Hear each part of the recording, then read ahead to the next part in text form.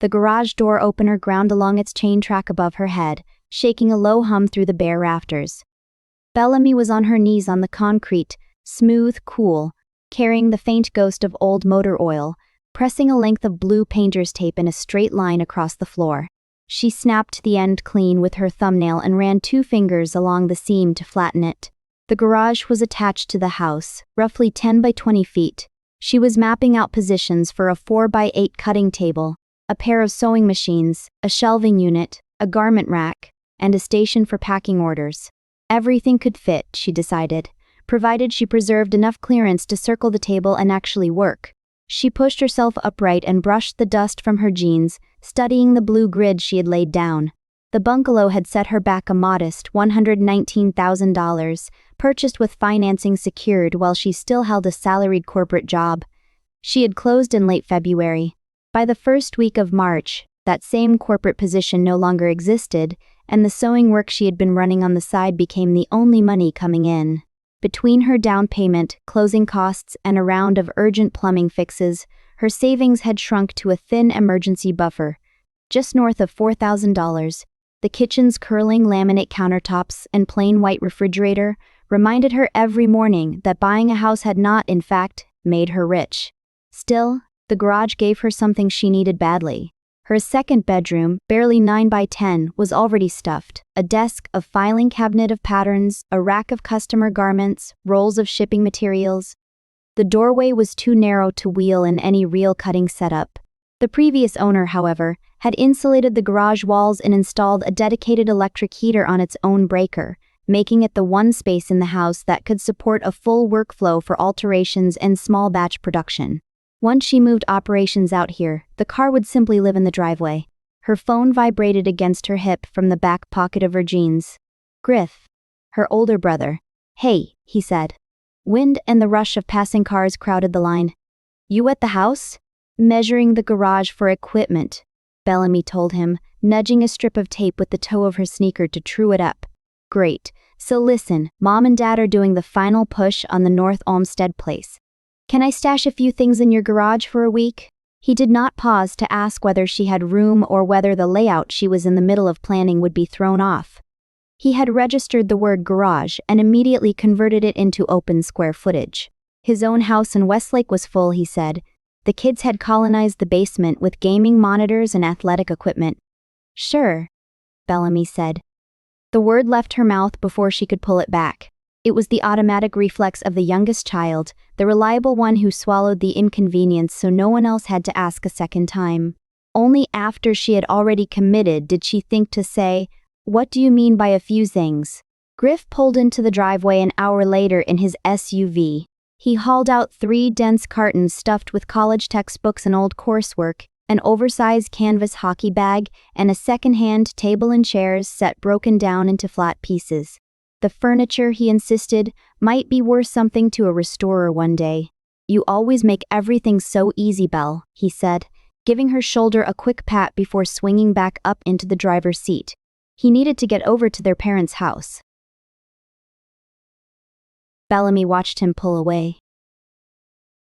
Easy, a word she had spent years mistaking for affection. A mild, tight irritation gathered in her chest, but she immediately converted the feeling into a logistical problem. She dragged 3 cartons and the hockey bag against the left wall, arranging the table pieces carefully beside them, so they would not block the interior door. Then she locked the house and merged onto I-480 West, driving toward the sprawling North Olmsted Colonial where they had all grown up. The house was a chaotic engine of 35 years of accumulated life operating against a deadline. The buyer's walkthrough was scheduled for Monday morning. By Sunday night, the 4-bedroom colonial had to be empty. Bellamy found her parents in the living room, surrounded by half-filled boxes, school papers, framed photographs, and wedding china. A local donation crew was scheduled to arrive that afternoon, but her mother, Blythe, was visibly struggling to let things go. When the crew finally arrived and began loading the truck, Blythe stood near the open front door. She noticed a faded handmade ornament tucked inside a carton of holiday decorations destined for donation. She reached in, pulled the ornament free, looked at it for several seconds, then pulled the entire carton back. "Where does this go?" her father Wendell asked, holding a stack of flattened cardboard. His default state during the move had been a tired neutrality. He carried whatever anyone handed him and offered some variation of, "Whatever you all decide." "Belle has the garage," Griff said from the kitchen doorway. Wendell set the carton down beside a small pile already forming against the wall. Bellamy opened her mouth, then closed it. The rest of the family operated with the same unspoken efficiency. Laurel, Bellamy's older sister, standing with her coat on, claimed she had no room in her Parma Heights house for 3 cartons of baby clothes, the crib rails, or her double stroller. Her brother Nolan, who lived in a cramped Lakewood studio, selected a small stack of his own books and carried them out to his car, politely ignoring the mounting pile of overflow. Bellamy received what remained. By the end of the afternoon, 6 parent-owned cartons, holiday decorations, photographs, school papers, wedding china, and other family records were marked for temporary delivery to Bellamy's house. Bellamy drove home in her own car, sipping lukewarm coffee from a paper cup while Wendell followed in a rented cargo van. They unloaded Laurel's crib rails, the cumbersome double stroller, and her 3 baby clothes cartons, followed by the 6 parent-owned boxes. During the unloading, Laurel's voice echoed thinly over Wendell's speakerphone. "It's just temporary, Belle. Just until Mom and Dad are settled." Blythe, carrying one of the lighter boxes, patted the cardboard.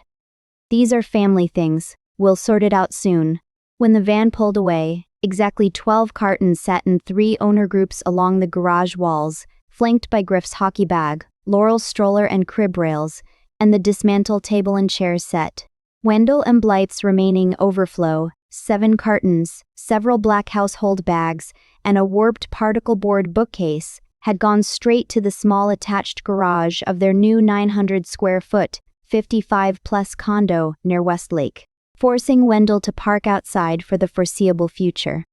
Bellamy stood alone in her garage. A surprising amount of concrete was still visible. That was almost worse. Anyone glancing inside could have said there was plenty of room.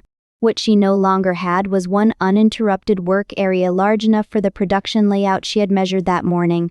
She walked over to her temporary folding cutting table and opened the metal legs. She flipped it upright and slid it toward the blue tape. The back left corner struck the side of one of Laurel's baby clothes cartons with a dull thud. Bellamy looked at the box, then at the tape beneath it. She did not push the box out of the way. Instead, she knelt, peeled up the blue tape, and shifted part of the layout several inches to preserve a usable path between the house door and the garage opening. She folded the table back up and leaned it against the wall. She stepped onto the driveway and entered her code on the exterior keypad. The garage door rattled along its tracks, descending slowly, closing over the 12 boxes and the altered blue lines of her future. By early April, Bellamy's dining room table had become a shifting topography of canvas bags, tailor's chalk, customer garments, and shipping labels. She completed paid alterations in the morning light, carefully clearing away loose thread and straight pins whenever she needed to eat a meal. The garage was not packed solid. That made the problem harder to explain. She could still walk into it. She could still see concrete. But getting a fresh spool meant going around Laurel's stroller and reaching behind one of Griff's cartons. Pulling flat shipping boxes from the wall required shifting the edge of his dismantled furniture. The cutting table could be opened only partway before it interfered with the path between the interior door and the garage opening. Griff's 1 week had come and gone. The boxes did not literally move, but they seemed to settle into the space more permanently every day. Blythe treated the arrangement as entirely resolved. During a Tuesday afternoon phone call about the condo's inadequate kitchen storage, she casually adjusted the timeline. "We're just gonna need you to hold on to those things until we figure out what everyone wants," she said. Bellamy stood in the kitchen doorway and looked toward the garage. "When do you think that'll be?" "Oh, I don't know. Once everything settles down." The phrase erased Griff's original 1-week promise without anyone having to acknowledge that it had changed. When Bellamy gently mentioned the growing lack of usable workspace to her siblings, they responded with the firm logic of people whose own houses were already arranged to their liking. Griff pointed out that Bellamy was the only one with a practical garage. Laurel texted a litany of her own constraints: her remote work setup, 3 children, and a Parma Heights house that lacked a finished basement. Their limitations were real. So was Bellamy's cutting table. Yet every conversation ended with the assumption that her business could bend more easily than their households. She was beginning to recognize that nobody was waiting for her permission anymore, but she still searched for a solution that would allow everyone to feel accommodated. That evening, Bellamy drafted a message in the family group chat. She typed, deleted, and rewrote, carefully smoothing the edges of her request. The final version was specific but gentle. "Hey guys, my production is picking up and I really need the garage for work. I'll be home all day the first Saturday in May. Could everyone plan to come by and collect their things?" She offered the entire Saturday so no one would have to coordinate around anyone else. It was resistance, but it was packaged entirely in their convenience. The replies came back one by one. Griff replied, "We'll try." Laurel wrote, "May is crazy for us. I can't promise that Saturday." Mom contributed only a red heart reaction. Dad did not respond at all. Bellamy took the silence that followed as agreement. As far as she was concerned, the Saturday was settled. She expected them to come. Later that night, Nolan sent a private text. "Just confirming I don't have anything in that pile, right?" "Right," Bellamy replied. "Cool." He offered no public defense in the main chat. Bellamy set the phone down. When the first Saturday in May arrived, she borrowed a rusted two-wheel hand truck from her neighbor Corliss. Before breakfast, she cleared her car from the driveway, made a pot of coffee, and raised the garage door. She worked methodically. She wheeled Griff's hockey bag and 3 cartons to the left side of the threshold, rotating the table pieces so they could be loaded without further disassembly. She grouped Laurel's crib rails, the double stroller, and the 3 baby clothes cartons on the right. She lined up the 6 parent-owned archive cartons in the center. She even gathered the loose hardware for the crib and table, sealing it in clear plastic bags with neatly written labels so no one could reasonably claim the belongings were unready. Then she waited. The coffee cooled in her mug. The morning chill burned off as sunlight crept across the concrete floor. Down the street, neighborhood lawnmowers sputtered to life, droned in the distance, stopped for lunch, and started again. The hand truck stood parked and entirely useless beside the 3 untouched owner groups. Griff sent no update. Laurel never arrived. Blythe did not call. Wendell never appeared. At 5:30, the shadows in the driveway had lengthened. Bellamy stared at the neat stacks, accepting that her waiting had simply consumed another workday. Alone, she began reversing the preparation. The table pieces had to be turned diagonally to fit back along the wall. She stopped at the threshold, breathing hard, to tighten the strap around Griff's heavy carton of college books. Corliss walked up the driveway to retrieve the hand truck. She looked at the boxes, then at Bellamy. "Moving again?" "No," Bellamy said, wiping her forehead. "Just temporary." Bellamy wheeled the final carton back inside. Bellamy heard her own voice echo faintly in the garage and realized how little she believed the word temporary anymore. Inside the house, enough canvas to make 12 bags waited on the dining chair, still uncut. Her dining table setup could support alterations and small runs. It could not support the volume she was starting to receive if the garage remained unavailable. Choosing to wait was beginning to cost her income. That night she found a listing for a small private maker workroom in an older mixed-use commercial building along the Central Brook Park Road corridor.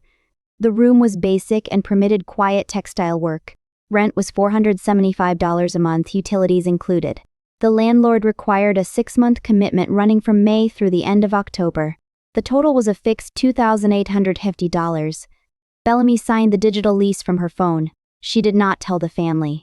She still hoped to solve the conflict privately, preserving her reputation as the daughter who never made life difficult. Before she went to sleep, Bellamy stepped onto the driveway and entered her code on the exterior keypad. The door lowered over the untouched boxes. She had chosen a costly private workaround, but because she could not yet bring herself to insist on the word no. The commute from the Garfield Heights bungalow to the Central Brook Park Road corridor took roughly 15 minutes in ordinary off-peak traffic. Driving west on I-480, Bellamy told herself the 6-month lease she had just signed was a sensible investment, a way to buy peace while her family settled. The space was useful but tight. It was large enough for her 4x8 cutting table, 2 sewing machines, a garment rack, fabric shelving, and a packing station. At home, she could use the dining room for one stage of a job at a time, but every changeover meant clearing garments, folding equipment away and setting everything up again before she could continue. With regular alteration and canvas orders coming through, those repeated resets had begun eating into the hours she needed to keep work moving on schedule. Here, the entire workflow could stay in place. There was little spare room once everything was set up. But for her normal workload, the studio functioned. After the mortgage, utilities, and fixed business expenses, the $475 rent ate up nearly a third of what she usually had left. As she unpacked her machines, she experienced a quiet pride in her competence. She had solved the immediate problem, but paying the first month's rent also gave the family's postponed decisions a measurable monthly price. She did not mention the studio in the group chat.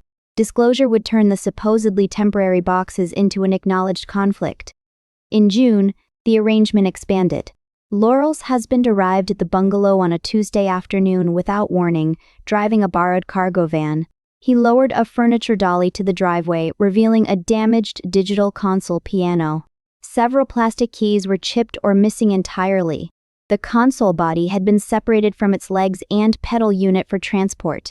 It had come from his and Laurel's Parma Heights basement, not from the sold North Olmsted house. "Laurel said you agreed," he told Bellamy. His manner was practical and entirely devoid of aggression. He was simply repeating what he had been told. Bellamy stood at the threshold. The garage's remaining open wall still held two of her fabric bins, a folding shelf, a stack of flat shipping boxes, and a small garment rack. Laurel's husband looked at the narrow workable area, then back at her. "Can that sewing stuff go somewhere else?" For half a second, he seemed to wait for Bellamy to correct him. She did not. Her instinct for accommodation moved faster than her capacity for refusal. She picked up a fabric bin and carried it inside, setting it beside the living room sofa. She slid the second bin beneath the dining table. She leaned the folding shelf in the hallway, stacked the packing supplies against the kitchen wall, and angled the garment rack into her crowded 9x10 bedroom office, wedging it between her desk and the pattern archive. Only after her equipment had been displaced could the piano enter. Laurel's husband helped her guide the console body over the threshold and lower it onto a folded moving blanket on the concrete. The detached legs and pedal unit went beside it. The console body sat directly across the taped cutting table footprint. When the cargo van pulled away, the garage possessed no uninterrupted production area large enough for Bellamy's setup. That evening, she sent a firmer message to the family group: "No more boxes in the garage. I need the space for work." She did not yet order anyone to remove what was already there. Blythe did not reply to the group. Instead, she called privately. "I didn't know a few boxes were causing so much trouble," Blythe said. Her restraint increased the pressure more effectively than anger would have. She reminded Bellamy that she and Wendell were still trying to fit their lives into the condo. Bellamy began to over-explain. She listed the shelving, the displaced fabric, the cutting table, the separate studio, the rent, and the necessities of moving garments through a production flow. With every justification, she heard herself treating her own need to use her house as something she had to prove. Blythe listened quietly. When Bellamy finished, Blythe said, "I thought I could count on you until we got settled." There was no sarcasm in her mother's voice. She sounded genuinely disappointed. Bellamy felt a hot prickle of shame rise along her neck. For one terrible second, she almost apologized. Instead, she said, "I have to get back to work." After the call ended, she stood in the kitchen looking at the fabric bin beside the sofa. She replayed the conversation anyway. By July, the cost of the arrangement became concrete. A small boutique that stocked Bellamy's canvas bags offered her a wholesale contract for 24 lined jackets, 2 colors across 4 sizes. It was worth approximately $3,200 in gross revenue for the boutique's fall floor set, with delivery due in 5 weeks. The boutique needed a guarantee within 48 hours. After finishing her daily alterations, Bellamy stayed late at the Brook Park studio and worked through the jacket order before giving the boutique an answer. The studio could handle the cutting and sewing. The problem was, everything a 24 jacket run would have to occupy around that regular workflow. 24 lined jackets meant rolls of outer fabric and lining, interfacing, stacks of cut panels, partially assembled garments, and finished pieces waiting for delivery. Her regular alteration orders still needed the garment rack, both machines, and clear access to the cutting table. She could cut the jackets there. She could sew them there. What she could not do was keep a 24-piece batch moving through several stages of production without crowding out the work already filling the room. Reducing alterations for 5 weeks would mean giving up dependable income. Renting additional short-term space would solve the capacity problem, but only by adding another major expense. She stood in the cramped room and calculated the reality. Fabric, lining, interfacing, notions, transaction fees, and delivery would cost roughly $1,300 to $1,350. That left about $1,750 to $1,900 before tax. Spread across more than 100 hours of labor, it amounted to somewhere around $18 an hour. Renting additional short-term space would consume much of what remained. Before the 48 hours were up, Bellamy sent a professional email declining the order. There was no breakdown, only the quiet click of the send button. By then, she had paid $1,425 in rent for May through July. Later that week, Corliss stopped by the bungalow with a paper shopping bag. Inside were 6 button-down shirts belonging to her late husband. She wanted a lap quilt. "I already donated the rest," Corliss said. Bellamy unfolded the shirts one at a time. "Which parts matter most?" Corliss pointed to a breast pocket, a faded cuff, and a small embroidered company logo near a collar. "These." She did not explain what each piece meant. She simply watched as Bellamy pressed a strip of masking tape onto the top shirt and wrote a careful note in marker. Bellamy labeled each garment in turn, then set them back into the paper bag on the dining table. After Corliss left, Bellamy fixed a simple meal and ate standing beside the stove. She looked at the 6 neatly folded shirts on her dining table. Then she looked through the doorway toward the garage. The family's postponed decisions had now taken up her home workspace, a paid commercial workaround, and one professional opportunity she had not been able to accept. For the first time, she found herself thinking less about how to make the arrangement comfortable for everyone and more about what would actually make it end. By early August, the rented Brook Park Road studio smelled faintly of sewing machine oil and warm dust. Bellamy stood at the cutting table, her heavy shears sliding cleanly through the pale blue broadcloth of one of Corliss's late husband's shirts. She worked methodically, preserving the requested breast pocket, the faded left cuff, and the small embroidered company logo. She discarded the frayed seams and worn sections Corliss had not asked to keep, then arranged the usable pieces across the table into a practical lap-size design. The work was precise. Every cut required a decision about what would remain and what could be let go. Late on a Friday, a hard summer storm battered Garfield Heights. Rain drove across the front of the bungalow and ran in sheets down the driveway. Bellamy spent most of the weekend working at the Brook Park studio and did not go into the garage again until Monday morning. She opened the interior door and stopped. A shallow watermark stretched across part of the concrete near the main garage door. Runoff had pushed beneath the worn, curled bottom seal. It had reached the right wall. 2 bottom corners of one of Laurel's remaining baby clothes cartons were dark, the cardboard soft and sagging. When Bellamy bent closer, she caught a sour, musty smell. She opened the flaps. Several garments near the bottom were still damp. Along a few folds, small gray-green spots had begun to appear. Bellamy took 2 photographs of the affected box and sent them to the family chat. Griff answered within minutes. "If it's ruined, toss it." Laurel's reply followed almost immediately. "Please don't throw any of that out." Blythe chimed in last. "Can you wash the clothes for her, Belle?" Bellamy stared at the screen. She could already picture herself running a load of laundry, drying the tiny outfits, buying a replacement bin, and telling Laurel afterward that everything was fine. Her brain had started solving the problem before she had consciously agreed to solve it. She set the phone down. Wearing heavy leather work gloves, Bellamy returned to the carton. She opened the flaps fully and lifted the damp clothing out far enough to stop it from sitting against the wet cardboard. She spread the damp garments loosely over a folding drying rack beside a clean plastic tote. She did not wash a single item. Then she opened the chat. "They need to leave the garage by Sunday." The sentence was short. She knew that adding reasons would only create more points to argue with. Laurel replied that the weekend was really difficult for her household. Bellamy looked at the screen, her thumbs hovering. She did not volunteer to deliver the tote. She did not offer to run the wash. She typed the deadline again.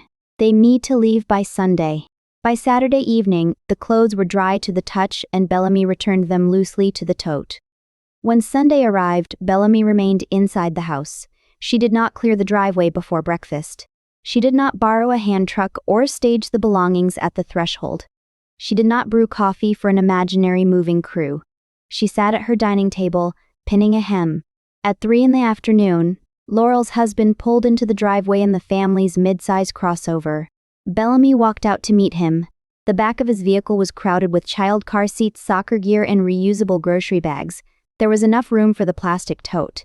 There was not enough room for the crib rails, the heavy stroller, the console body and its detached parts, or the 2 intact baby clothes cartons still in the garage.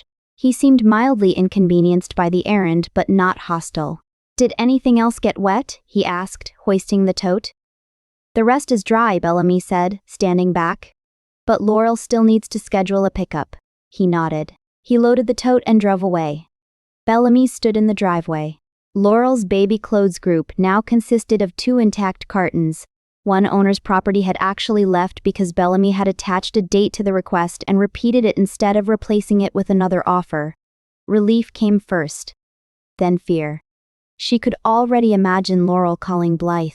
She could imagine the description. Cold, difficult, making a big deal out of nothing. Bellamy let the feelings sit in her stomach. Later that afternoon, after the concrete had dried, Bellamy replaced the garage door's worn bottom seal and installed a low rubber threshold.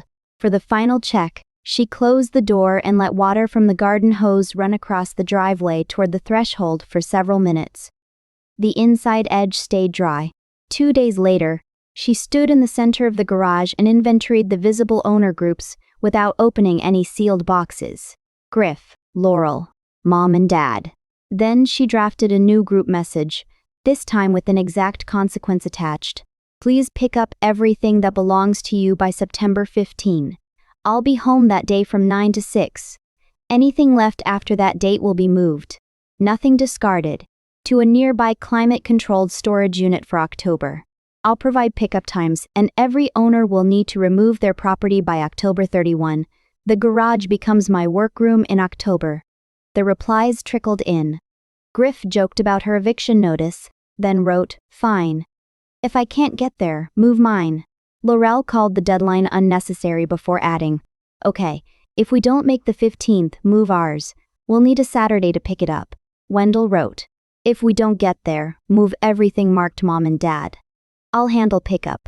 Blythe finished with, "All right, move ours if Wendell can't get there." Bellamy saved screenshots of the thread. She did not soften the dates. She did not offer to make disposal decisions for anyone.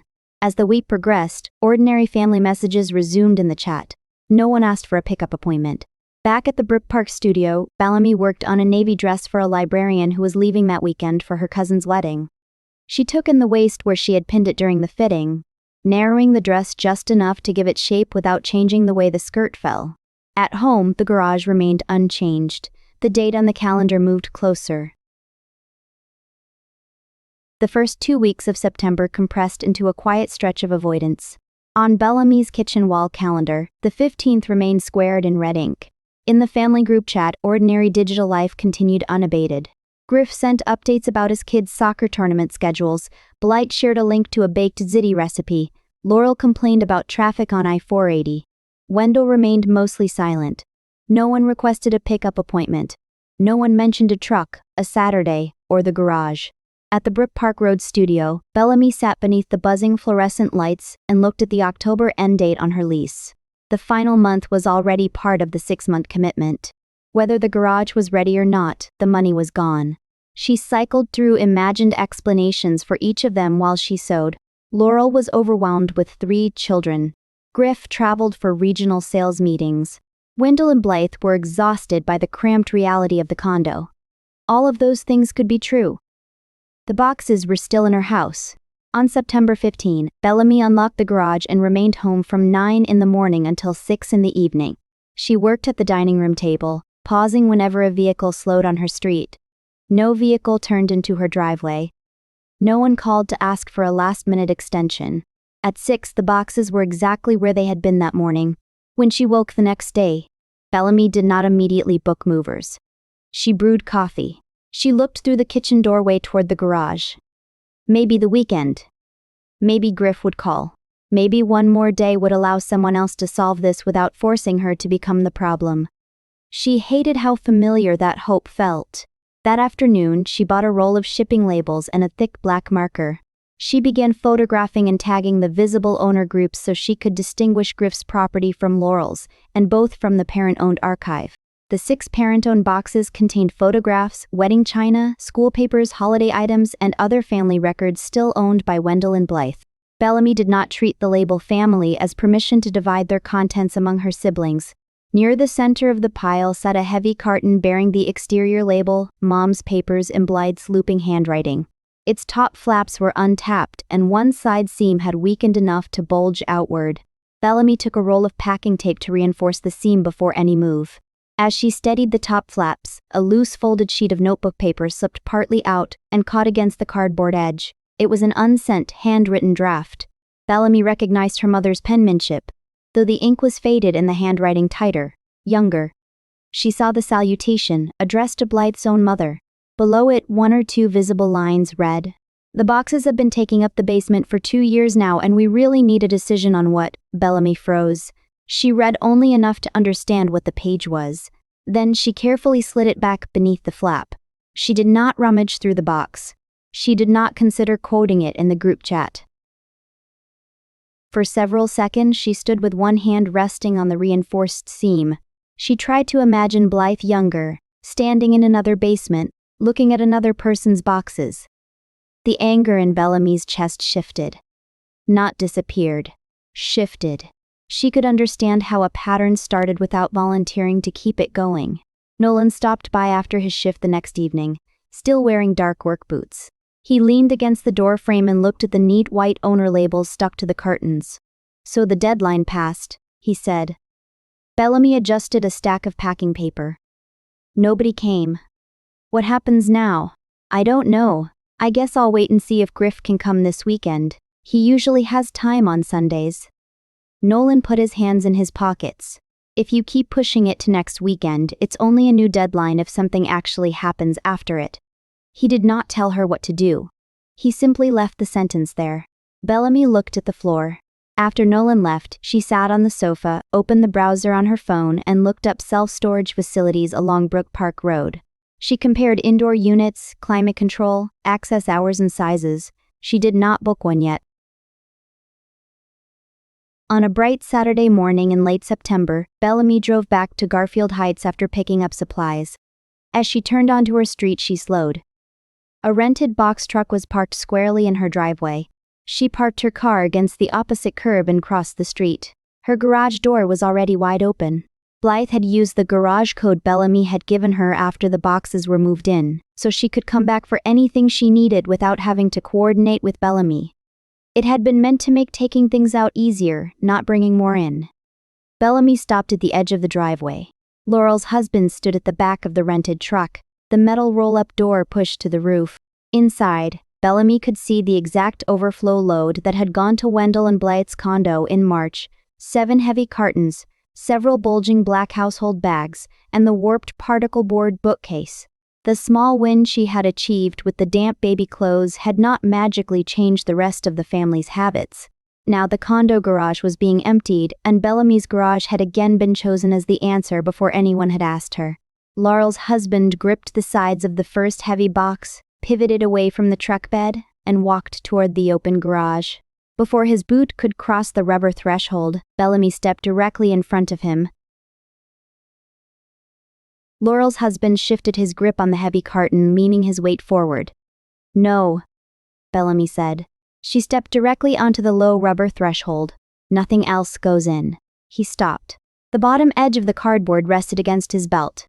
His brows drew together in mild confusion, and he looked over his shoulder toward the truck. Blythe stepped around the passenger side, holding her purse against her hip. "Belle, your dad wants our garage cleared out before the cold weather hits." She gestured toward the open truck bed, where the warped particle board bookcase lay flat beside the bulging household bags.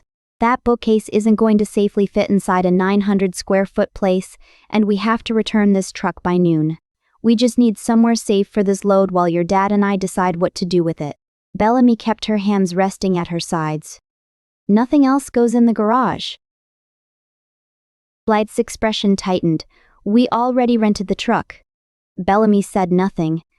The condo is 900 square feet. Nothing. We can't put all of this inside. Bellamy repeated. Nothing else goes in the garage. Blythe let out a sharp breath. Well, what are we supposed to do with the truck? The question hung in the cool late September air. Bellamy could already hear herself offering the storage place on Brook Park Road. She could give Blythe an address. She could tell Laurel's husband to follow her there. She could absorb the logistics one more time and turn the confrontation into another favor. Her mouth opened, then closed. I don't know, she said. The words frightened her more than the refusal had. She could feel her pulse in her throat. She pressed her lips together and let the silence stand. Laurel's husband looked between them, waiting. Blythe stared at Bellamy for a long moment. Put it back, she told him. He turned around. The heavy box slid back onto the truck's metal deck. He pulled the roll-up door down with a loud clatter and secured the latch. Blythe climbed into the passenger seat and shut the door. She left without the ordinary goodbye that usually signaled the family relationship was intact. Bellamy stood in the driveway until the truck disappeared at the end of the street. Then she walked back into the garage. The old boxes still occupied the floor. Preventing 7 new cartons and a bookcase from entering had not removed a single thing that was already there. If she stopped now, all anyone had to do was wait. Bellamy changed the garage code. She did not announce the change. Then she went inside, pulled out her phone, and reopened the self-storage listings she'd reviewed earlier. She booked an indoor first-floor climate-controlled 10 by 15 unit along the Brook Park Road corridor. The term began October 1. The 1-month online promotional rate came to roughly $190 all in. The unit was in Bellamy's name, so the account and rent remained her responsibility. She opened the folder containing screenshots of the August family thread. Griff had written, "If I can't get there, move mine." Laurel had written, "Okay. If we don't make the 15th, move ours." Wendell had authorized the parent-owned boxes. Blythe had done the same. Bellamy had permission to relocate the property. She did not have permission to sell it, donate it, discard it, or sort through private contents deciding what mattered. She would move it, safeguard it, and make it available for pickup. Nothing more. Then she hired a local 2-person moving crew with a truck. They quoted her approximately $750 for a 4 to 5 hour local job including travel, loading, driving, and unloading. Bellamy set collection windows she could actually attend at the storage facility, Saturday morning, the following Wednesday evening, and one additional arranged weekend window for Wendell and Blythe. October 31 remained the final retrieval date. She would meet them there and unlock the unit herself rather than hand out a key. If something unexpectedly remained after October 31, her private contingency was to keep the account current while asking each owner in writing what they wanted her to do next. She did not reveal that contingency as another extension. She returned to the garage and finished the owner inventory. She photographed the exterior and apparent condition of every box. Griff's property stayed together. Laurel's property stayed together. Wendell and Blythe's 6 archive cartons stayed together. She marked fragile items without opening sealed contents. Nolan stopped by after work and saw the printed inventory sheet. When Bellamy told him what she intended to do, he looked toward the wall of boxes. "Do you want me to come over and help lift anything before the crew comes?" "No," Bellamy said. "The paid movers will do it." Nolan nodded. "Okay." He left it at that. 48 hours before the move, Bellamy sent one final factual reminder to the group. The movers are booked for Saturday. Nothing will be sold, donated, or thrown away. If you want to collect anything before the move, let me know by Friday evening. No one came. No one withdrew the relocation permission already given. The night before the move, Bellamy sat in the glow of her laptop and calculated the cost. Studio rent, $2,850. Movers, roughly $750. October storage, about $190. a rounded total of approximately $3,790 in major direct costs. The rejected $3,200 boutique order was gross revenue she had never earned, so she did not add it. The garage seal repair belonged to ordinary home maintenance. She opened a new message to her family. She began typing. The failed pickup in May. The piano in June. The studio rent. The wholesale order. September 15. The truck. She looked at the paragraph, then highlighted it and deleted the whole thing. The move did not require the family to agree with her arithmetic. The next morning, the moving truck pulled into the driveway. "Start here, please," Bellamy said. She pointed to the left wall. The taller mover tipped Grip's massive canvas hockey bag backward and carried it toward the truck while his partner slid a rubber-wheeled dolly beneath the 3 heavy cartons of college textbooks and papers. Bellamy stood to the side with a clipboard resting against her forearm. She checked the white owner labels against her inventory. 1 carton, 2nd, 3rd, hockey bag. Every time a dolly rattled across the threshold, a tight knot of anticipation flared in Bellamy's chest.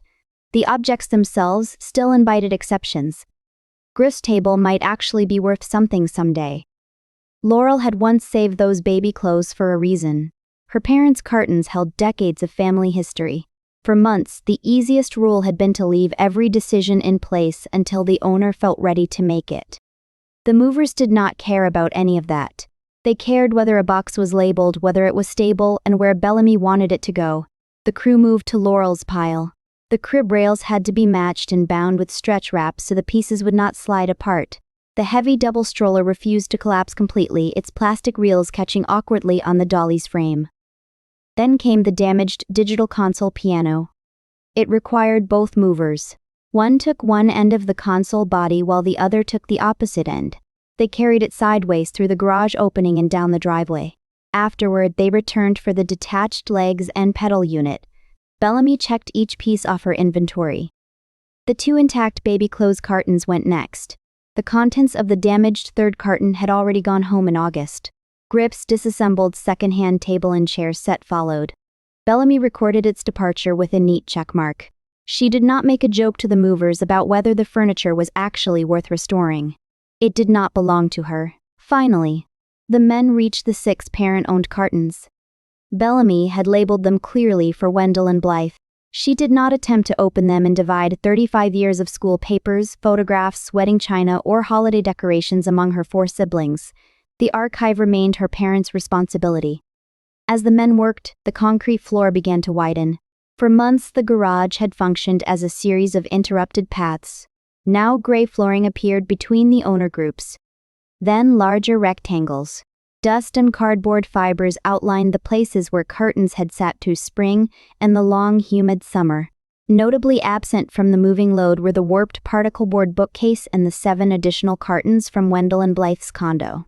Those items had never crossed the threshold.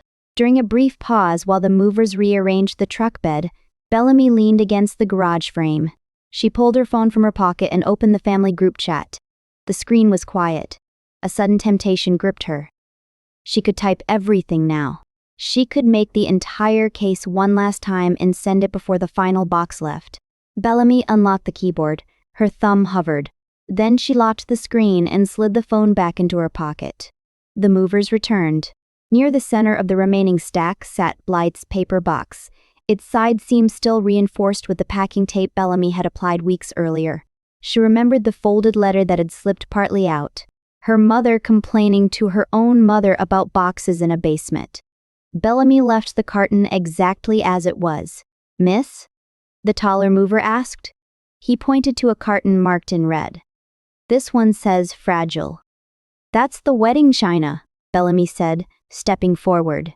"Please keep it upright and don't put anything heavy on top of it." He nodded. The last parent-owned carton rolled onto the moving truck. The rear door came down with a metallic rattle. For the first time since the first week of March, the full 10 by 20-foot concrete floor was visible. The moving truck pulled out of the driveway, the engine rumbling down the residential street. Bellamy walked to the corner of the garage and picked up a stiff-bristled push broom. Alone in the quiet, she swept loose cardboard fibers, trapped grit, and dry leaves toward the open door. The hired crew had done the heavy lifting. The rest was simply hers.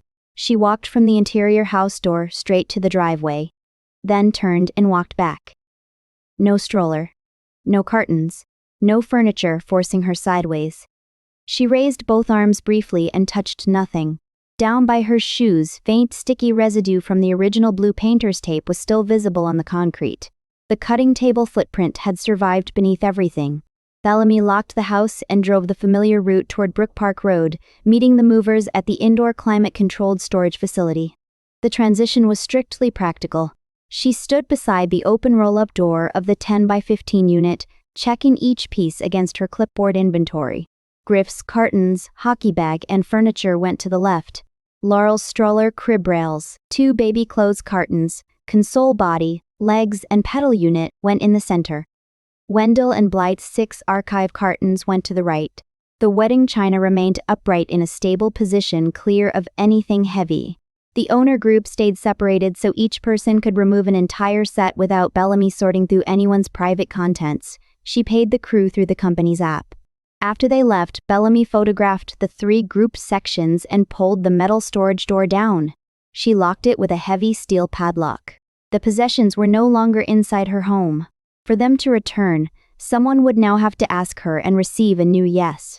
Family delay alone could no longer put them back. At the Garfield Heights bungalow, late afternoon lights stretched across the driveway. Bellamy entered the new code on the exterior keypad. The garage door rattled upward. Satisfied that the new code worked, she stepped inside and pressed the wall control. The door descended. Nothing obstructed the track. She did not start moving her workspace home yet. For the moment, an empty, secure workspace was enough. Standing in the kitchen, Bellamy opened the family group chat and composed one concise message. Everything that was still in my garage has been moved to the storage unit described in my September message. Nothing was thrown away. I saw no new exterior damage during the move. The unit is paid through October 31. I'll be there the following Saturday from 9 to 11 and Wednesday from 6 to 8. Mom and Dad can arrange one additional weekend appointment. There is no charge to retrieve anything. Every item must leave with its owner by October 31. The garage is my workspace now. She read it once. She did not apologize. She hit send. Bellamy opened the interior door and stepped into the empty garage. The rented Brook Park studio still existed for the rest of October. The family relationships were bruised. The money she had spent could not be recovered. All of those facts remained true. So did the floor in front of her. A few hours later, Laurel left a voicemail. Her voice was thin, vibrating with breathless frustration about the logistics of storage. Bellamy listened to the recording all the way through while standing at her kitchen sink. She did not call back to soothe her. Instead, she texted, "Your things are safe. The following Saturday or Wednesday both work." On Saturday morning, Bellamy unlocked the climate-controlled unit for Laurel's husband. He arrived in the same borrowed cargo van he had used to deliver the piano in June. The rear had been cleared for the pickup. Bellamy stood near the steel door while he carried out the crib rails, the heavy double stroller, the 2 intact baby clothes cartons, the damaged console body, the detached legs, and the pedal unit. Bellamy took the opposite end of the console body while he carried it to the van. When he drove away, Laurel's section of the unit was empty. Blythe maintained complete silence for 3 more days. On Tuesday afternoon, a single message appeared. "I thought I could count on you." It was a small echo of the earlier call.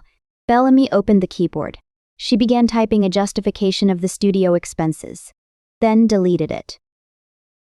She answered, "You can count on me. You just can't use my garage for storage." She did not reopen the negotiation. The following evening, Griff came for his pile. He arrived with the rear seats of his SUV folded flat. He loaded the 3 cartons first, then the hockey bag. He paused for a long moment over the disassembled table and chairs set before finally dragging the pieces toward the vehicle. The physical inconvenience Bellamy had absorbed since March now belonged to him. During the additional weekend appointment, Wendell arrived in his crossover with the rear seats folded down. He carried the 5th carton to the crossover and came back for the wedding china last. He stood for a moment beside the empty section of the unit, rubbing one hand across the back of his neck. "We should have taken care of this sooner," he said. Bellamy looked at him. Wendell glanced toward the cleared section of the unit. "You warned us." Then he picked up the china box and carried it out. Before October 31, the unit was empty. Bellamy verified that nothing had been left behind, closed the account, and filed the final receipt with her printed inventory. The temporary storage arrangement was over. The garage remained hers.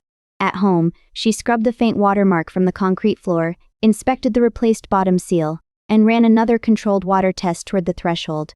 The inside stayed dry. That evening, Nolan walked up the driveway carrying a cordless drill. "Where do you want the workbench?" Bellamy pointed to the left wall. They bolted it into place. Nolan stepped back, wiping his hands. "Looks bigger without everybody else's stuff." Bellamy looked across the open floor. "It is." At the end of October, the Brook Park Road lease expired. Bellamy moved her workspace back home. The house's second bedroom returned to being an office and pattern archive. The reclaimed garage supplied the continuous production area she had needed from the beginning. There was no miraculous replacement for the wholesale orders she had declined, no sudden flood of customers, only the practical gain of capacity and the end of duplicate rent. With the fixed electric heater humming above her, Bellamy worked at the cutting table on a new run of canvas bags due for delivery later that week. In mid-November, Laurel called. "Mom thinks everyone needs space this year," Laurel said privately, "and I agree to keep Thanksgiving small." Bellamy understood what the call meant. She let it end without asking to be included. A few days later, Nolan mentioned that he had volunteered for a half-day holiday shift and had already told Laurel not to hold a plate for him. Corliss mentioned over the fence that her son was visiting his in-laws. Bellamy pre-ordered a prepared turkey breast, mashed potatoes, and rolls from Giant Eagle and picked them up on Wednesday. On Thanksgiving afternoon, Nolan came over after his half-day shift, and Corliss joined them a little later with a homemade apple pie. The three of them ate together at Bellamy's dining table, lingering over coffee long after the plates had been cleared. At one point, Corliss mentioned the lac quilt Bellamy had made from her husband's shirts. "I use that quilt almost every night," Corliss said. "Have since you brought it over in August. I never properly thanked you for getting it exactly right." Bellamy smiled. "I'm glad." It was a small Thanksgiving, but not an awkward one. No one tried to fill the evening with talk about Bellamy's family, or ask what Blythe might be doing across town. After Nolan and Corliss left, Bellamy washed the last few dishes and wiped down the kitchen counter. Her phone rested nearby. There was no new message from Blythe. Before turning in for the night, she opened the door to the garage. Her sewing machines, fabric shelving, packing station, and cutting table were exactly where she had planned them months earlier. Bellamy stood in the doorway to the house for another moment, looking across the quiet workspace, and smiled.